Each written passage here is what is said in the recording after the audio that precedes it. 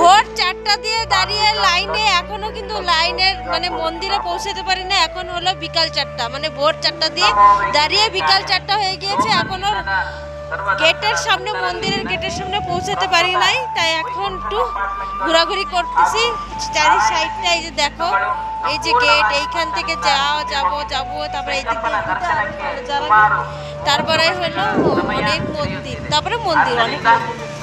দেখো এই জায়গাটা কত সুন্দর না, স্টেশনের ভিতর মতন লাগছে। দাঁড়া একটু ব্যাক ক্যামেরা করে দেখাই। এই দেখো এইখান দিয়ে যাবো, এই যে এখানে সব লোকরা রয়েছে। এই দিক দিয়ে গেট বন্ধ, এই গেটটা খোলা হলে হবে। আর এই যে দেখো এদিক দিয়ে যাবো। আর কত আগের দিয়ে যে আইসি আর কি বলবো, সেই উপর এই জায়গা দিয়ে এসেছি, সেই উপর দিয়ে আইসি, এই অবধি পৌঁছাইছি।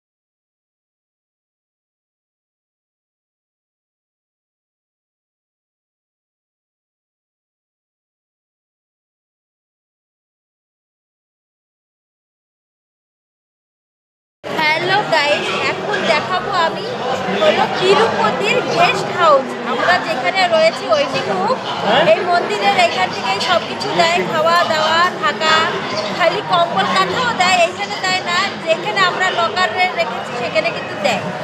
সবাই কেউ যদি আসতে চাও, তোমাদের মানে কিছু না আনলেও হয়ে যাবে, ওইখান থেকে সব সুবিধা দিয়ে দেয়।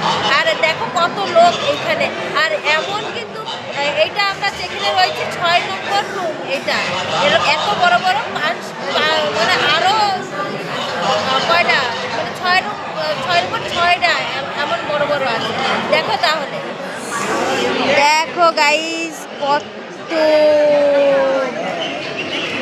এই যে টিভি আছে।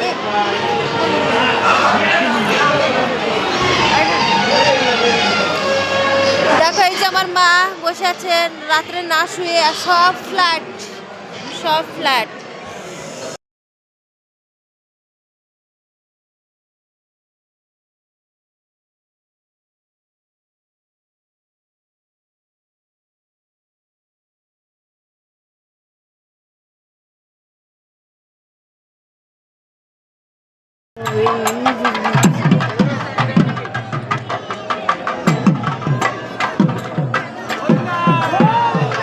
গোবিন্দা,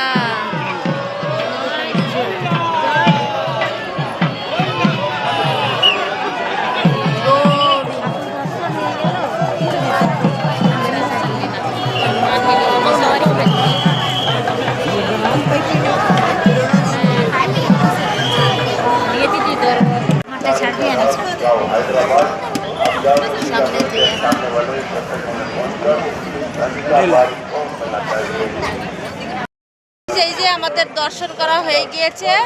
এখন এই জায়গা বসেছি, আরও একটা পার্টি আসবে, তারপরে যাব। আর অনেক সুন্দর সুন্দর এখানে জিনিস দেখে এসেছি।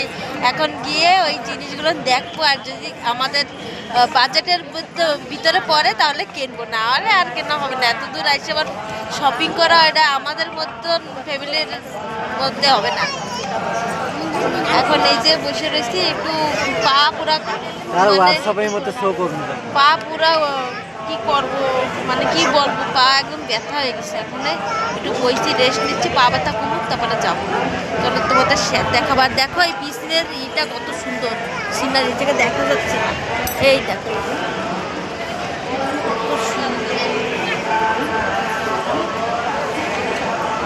অনেক সুন্দর। চলো তাহলে আবার দেখি কি কি কিনি, ওই জায়গায় গিয়ে তারপরে ভিডিও করবো। মোবাইলে চার্জও নাই।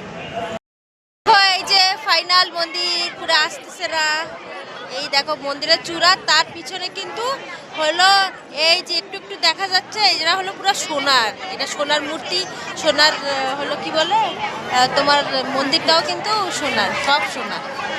তিরুপতি যে যে আসতে চাও অবশ্যই চলে আসো, দারুণ জায়গা।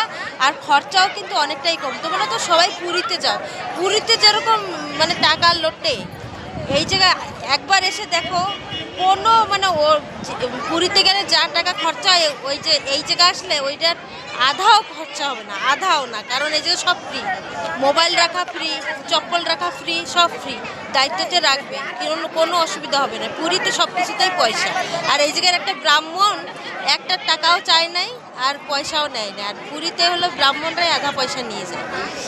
তাই বলছি যে একবার একটু তিরুপতি এসো তোমরা সবাই, খুব ভালো লাগবে, খুব শান্তি, একদম ক্লিন জায়গা, অনেক সুন্দর।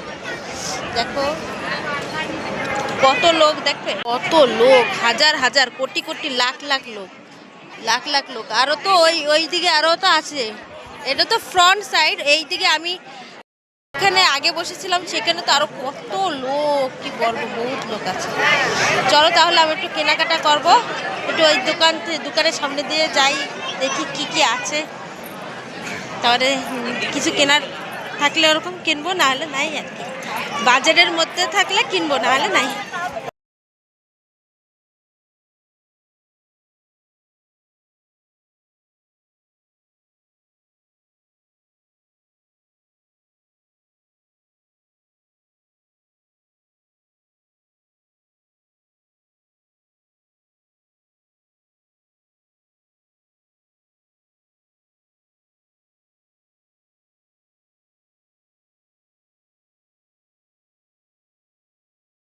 দেখো গাইস, এখন বাজে হলো রাত্র 10টা।